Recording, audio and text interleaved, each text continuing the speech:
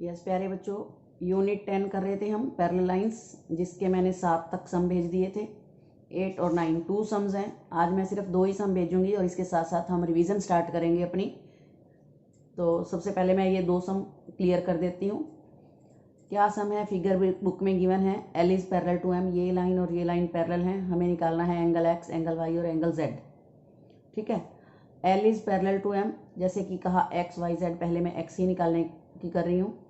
तो L is parallel to M, जो X angle है वो Q ट्रांसवर्सल के साथ बना है, तो मैं Q is the transversal use करूँगी। तो अब मैंने देखा कि 110 और X दोनों ही लेफ्ट साइड पर जा रहे हैं और दोनों ही अपवर्ड्स हैं।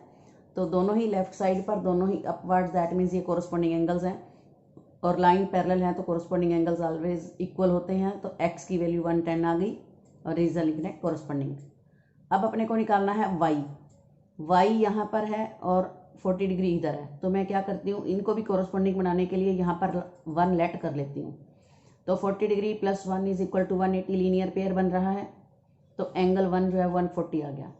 अब P ट्रांसवर्सल यूज़ करते हुए दोनों ही राइट साइड पर है, 1B और Y भी दोनों ही अपवर्ड्स हैं। तो 1 और Y का रिलेशन भी वही है जो X और 110 का था, मीन्स कोरस्पॉन्डिंग एंगल्स का। तो एंगल 140 निकला था, तो Y भी 140 हो गया।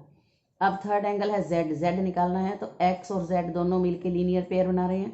तो X plus Z is 180, 110 X की वैल्यू पुट कर दो, प्लस Z इज 180, तो Z आ गया 70 डिग्री।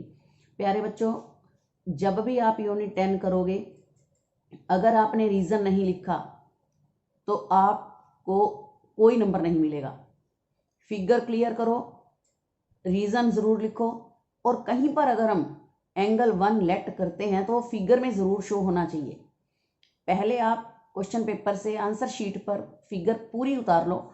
जहाँ पर आपको 1 2 कहीं भी लेट करना है तो फिगर में ज़रूर शो करो। बच्चे क्या करते हैं, फिगर में शो नहीं करते और इधर लिख देते हैं। तो ये हमें सबसे पहले ध्यान रखना है। ठीक है। उसके बाद है क्वेश्चन नंबर 9।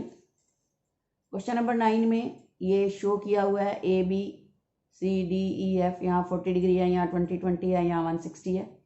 फर्स्ट पार्ट में हमें शो करना है कि AB is parallel to CZ। AB ये है, CZ यहाँ पर है, मीन्स अभी EF की कोई बात नहीं कर रहे वो, तो हम EF की कोई बात भी नहीं करेंगे पहले पार्ट में। पहले पार्ट में जो 40 डिग्री का एंगल है वो ABC, A से चल के B पे आते हुए हम C की तरफ चल रहे हैं, तो 40 डिग्री का बन रहा है। फिर BCD, क्योंकि EF की तो बात ही नहीं है, यहाँ रोल ही नहीं है, तो BCD हमने देखना है 20 प्लस 20, B से लेकर CD, तो ये 40 हो गया, 20 प्लस 20। बच्चों देखो ये Z बन रहा है, मैं A से चल के B की तरफ आ रही हूँ, B से C की तरफ D, तो ये एक Z बन रहा है। जब Z बनता है तो मीन्स अल्टरनेट एंगल होते हैं, एक इधर है एक इधर है, BC ट्रांसवर्सल है। यहाँ पर AB एक लाइन है, CD भी एक लाइन है और BC यहाँ पर ट्रांसवर्सल का काम करता है, Z तभी बनता है। तो ये अल्टरनेट एंगल्स हो गए, ये भी और दोनों इक्वल हैं। अगर अल्टरनेट एंगल्स इक्वल होते हैं तो लाइंस पैरेलल होती हैं, that means AB is parallel to CD। This is the proof of the first part. अब अपने को प्रूव करना है कि CD और EF पैरेलल हैं। अब AB को भूल जाओ, अब इस चीज़ को हम भूल जाते हैं, इनको देखते हैं। यहाँ पर 160 है, यहाँ 120, यहाँ पर 20 डिग्री है, 20, यहाँ 60, तो मीन्स FEC 160 है, ECD 20 है। तो इन दोनों को ऐड करो, 160 प्लस 20 180।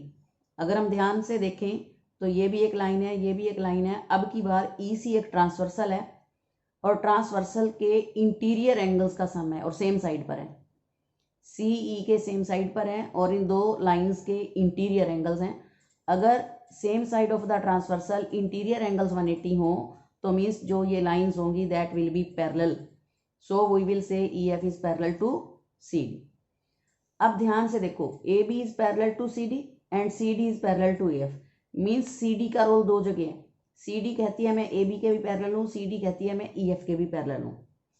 तो हमने क्या देखना है, लिखना है as AB is parallel to CD and EF is parallel to CD proved. ये हम प्रूव कर चुके हैं ऊपर पहले और दूसरे पार्ट में। फिर लिखना है we know the lines parallel to the same line are always parallel to each other, hence we will say AB is parallel to EF, means CD दोनों में से हट जाएगा, वो उसके इक्वल है, वो उसके पैरेलल है, वो उसके पैरेलल है, तो इसका मतलब वो दोनों भी आपस में पैरेलल होंगी। This is the proof of third part.